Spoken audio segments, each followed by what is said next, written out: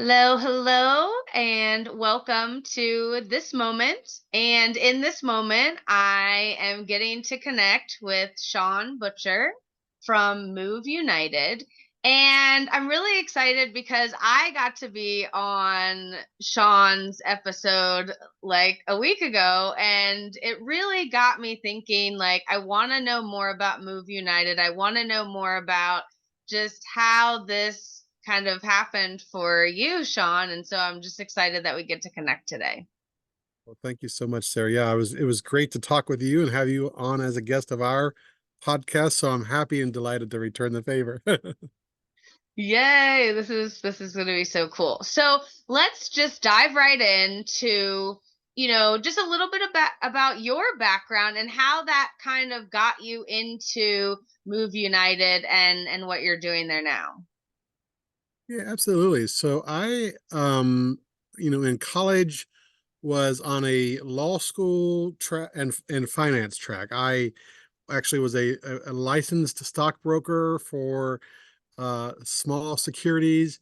And, really, if you watch the movie Wall Street, that's what I wanted to do and wanted to be about. And then I took some time off of college and became an AmeriCorps Vista volunteer.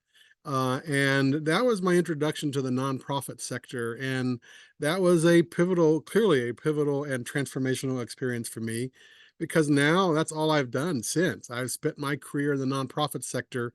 And so it was just an epiphany moment, an aha moment that I wanted to be more than just about myself. I wanted to be about something bigger than me.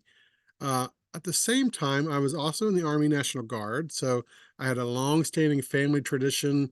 My father and his brothers, as well as both my grandfathers on my mom and dad's side, all served in the military. So I joined the National Guard.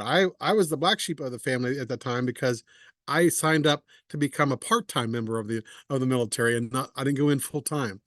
Um, but that was still, again, a very positive experience for me. I was glad to have had that opportunity and to serve my country. And so, kind of fast forward a little bit, I spent most of my career in the nonprofit sector, as I mentioned, for a lot of different causes. So, I worked for United Way and for Habitat for Humanity. I worked in arts and culture. I worked in tourism. Um, and how I came connected and to Move United was I always was involved in sports and very passionate about sports. And I was originally drawn to the organization because of their work with wounded military veterans. And so as a veteran myself, it was just an opportunity for me to kind of give back to, my fellow veterans and those that paid a price. And so that was my original connection to Move United. Obviously, Move United works with a lot of individuals with disabilities, not just veterans, but that was my original kind of hook or connection, if you will. Wow, that's incredible. And can you speak more about like the wounded warrior like stuff that maybe you were really drawn to, like that kind of got you into, knowing even more? Yeah, so kind of there has to be a little bit of probably kind of historical context. Move United, the name itself is just a few years old, but the organization goes all the way back to 1956 and is actually a merger of two other uh, national adaptive sports organizations. One was called Disabled Sports USA, and one was called Adaptive Sports USA. Adaptive Sports USA was founded in 1956, as I mentioned. Disabled Sports USA, which is the organization I actually went to work for 6+ years ago, almost 7 years ago now, was founded in 1967 by wounded or by World War II veterans who wanted to help wounded Vietnam veterans. And so, kind of, if you look at the adaptive sports history and chronology, it kind of started with wheelchair basketball and World War II veterans. It was a way for the VA and to kind of support wounded veterans that were coming back. And so even our organization's history started with a subset of people, a small subset of people, wounded Vietnam veterans. And at that time, with one sport, and that was skiing. So it was World War II veterans who were involved with the 10th Mountain Division, and if you know anything about the 10th Mountain Division, those are the ones that went, skiing in the Alps to essentially go and try to help support Europe in the Alps and other places. So that's kind of how the Adaptive Sports Organization got its start, was one sport, skiing. And now Move United, with the merger of the two organizations, we say that there are 70 different adaptive sports. So if you have a disability, and you've always enjoyed or wanted to, or wanted to either learn or wanted to play or be involved, or be active, there is a sport out there for you. And so that's what really kind of, that was exciting for me, is because, again, my interest and passion in sports growing up as a kid, and playing being active and playing sports then, and then of course, in the work in kind of the adaptive or disabled sports space. There's a lot of adaptation that's occurred over those now 60 some years. Wow. I mean, that's incredible to just know that history and get to be a part of it too. And so what brings the curiosity now is like knowing this history and like knowing what Move United is doing, like what role have you been playing as like the communications person, and where do you see Move United going forward with now, like, Paralympics and stuff is like getting more broadcasted out there, and so it's becoming more like of a mainstream of like, hey, if you have a disability, boom, we have, a solution that you can empower yourself through sports. Yeah, so I came on, as you said, as the communications manager, and what I like to tell people is I'm the chief storyteller, because I have the privilege, day in and day out, to help tell the stories. Tell, even like, when I interviewed you, I was helping to tell your story and sharing your story with hopefully a larger audience, to talk about what's possible and to talk about, sport, and how, and the power of sport. So I just jokingly say that I'm the chief storyteller. I do that through a number of different things, or a number of different ways. I do, support some of our social media. I have another colleague that also supports some of our social media platforms and work. I handle most of our press releases and media engagement. So trying to get the world, as you mentioned, trying to get the idea and the notion about the power of sport to traditional media, whether it be, newspapers or TV or radio. And then the other things that I get to do is that we do have our own print magazine, called Movie United Magazine, and it comes out 3 times a year. It's free of charge, for anybody that wants to subscribe to it. And I serve as the editor of that magazine. So every issue, we feature two sports. So the idea is to introduce the reader, hopefully to maybe a new sport that they've never tried, and so we walk that reader through everything they need to know about that, getting into that sport. So the current winter issue talks about para ice climbing, and what would you need to do to go ice climbing? What would you need in terms of equipment? What kind of knowledge or skill sets would you need? And then where and how to go about doing it. And then there's sometimes often a component at the end of that, um, article, about if you want to take it one step further, if you want to go and compete. Obviously, we want people to be active. It could be totally recreational, but for, individuals like yourself who wants to go out and compete, who wants to see how they measure up against other individuals and how they can be better today than they were yesterday. Um, there's always a component about how to take that sport one step, one more step, and maybe, possibly, pursue it on the Paralympic level, or the elite level, if you will. And then in each issue also features a couple adaptive athlete profiles. And again, it's the idea is to introduce the reader. Maybe the reader says, "Oh, that person has a similar story to me.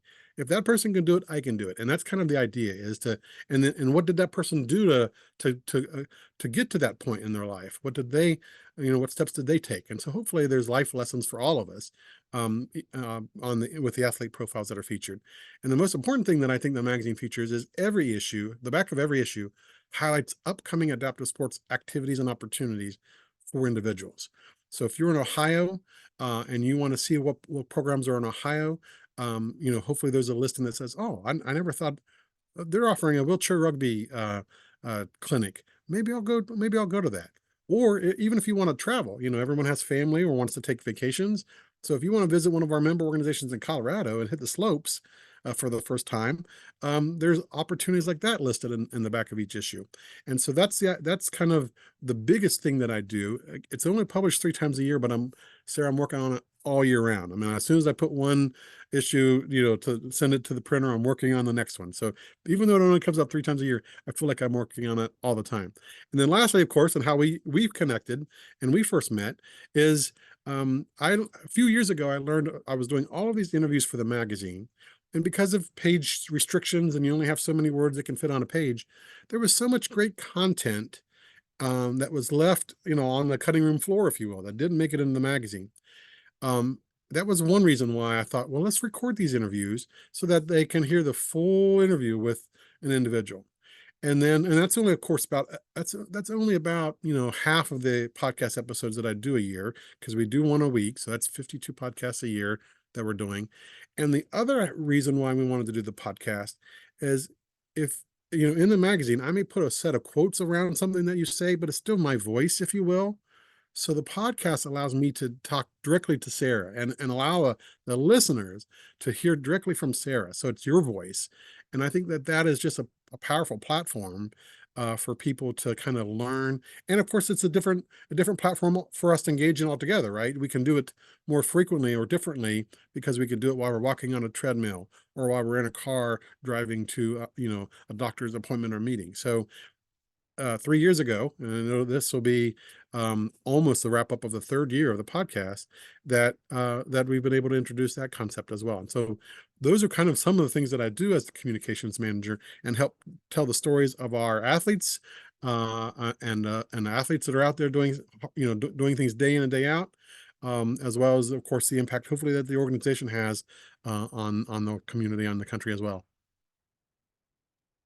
Yeah, wow, that's incredible. Because that was the other thing. I was like, okay, there's so many like different things in different areas, like even when I was looking at it, or I've even done a swim meet like hosted by Move United. And that was kind of like the first idea of like, oh, what is Move United? And it was like, oh, okay, they're hosting this thing. And so it's cool that you have these events and these different things that are hosted by this organization, to then really, like you said, you're just sharing like what is possible for not just people with disabilities, but their friends and their families, and how they can volunteer. Or there's just so much opportunity, I feel, in the Move United experience, because you're taking that history, right, the history of when people are going out and fighting and supporting us in some way, like Mhm. in some way they're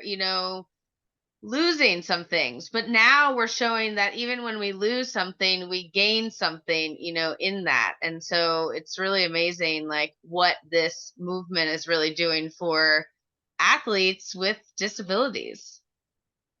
Yeah, and that's kind of, I mean, our kind of mantra or mission is to push to use the power of sport to push what's possible for people with disabilities. And in doing that, we want to confront ignorance. Everyone probably has at one point in time experienced some expectation that society or that an individual might have about a person with a disability. So we want to confront that ignorance and fuel conversation, and incite action that leads us to a world where everyone's included. And so sport is a universal right and a human right for everyone to participate in, and for everyone to be able to have that opportunity. Again, whether it's just for them to be active and physical and stay healthy, or to enjoy company or to get outdoors, whatever the reason it is for you to participate in sports and recreation, or if you want to compete and you have that competitive mindset and mentality, and you want to kind of see how you can test yourself and improve yourself every day in and day out. That's what and so sport is the vehicle, right? Sport is the means, but that translates across other parts of our life as well.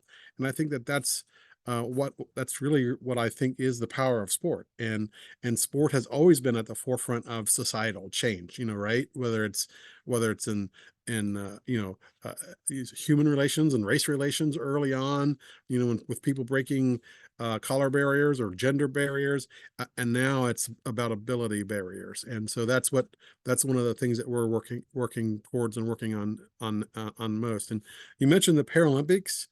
um, most people know Move United through our member network, through the 225 organizations that are in 46 states around the country, where you ultimately participate in sports on a day in and day out basis.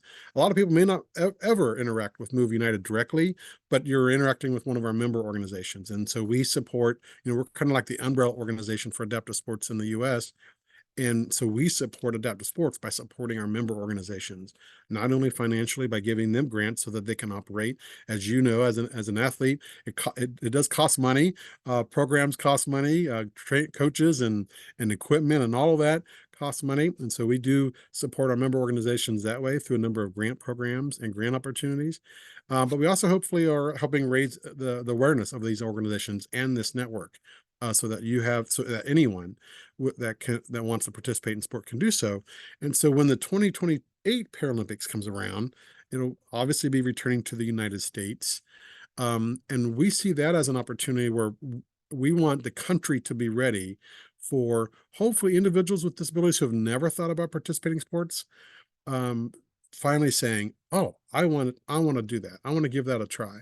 And we want to make sure that regardless of where they live in the country, that they can do that. So there are adaptive sports deserts right now, places where you might have to drive 2-3 hours in order to participate in adaptive sports program, and we're hoping to change that. So even when I started, we had 128 member organizations, and like I said, now we're up to 225. So the network is growing, which means the opportunity and access is growing, which is the most exciting thing. Wow, that's amazing. Because, like I shared with you, like when I was younger, I didn't even know, about these types of organizations or that I could even participate in it.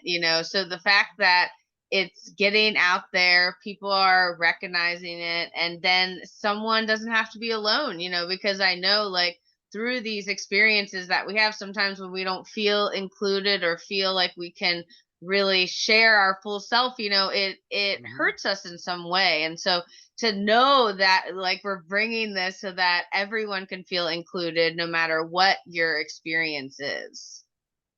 Yeah, absolutely. So in addition to that network, we do have a sanctioned competition series.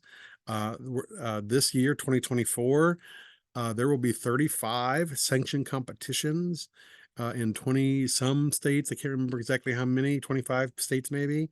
Um, and again, those are opportunities for individuals, one, to come together, because it's really all about community. And the adaptive sports community is amazing, and being a part of it. I've competed in a lot of different sports, and I have never felt um, so much like warmth and welcome, and of course you're competing against the other people as well, but everyone's also rooting for each other, and it's just amazing. This adaptive sports community is amazing. And so, this I mentioned that because there's so many resources on our website that people can find. Sometimes, in fact, there's a locations tab where you can find, the adaptive sports programs that are near you.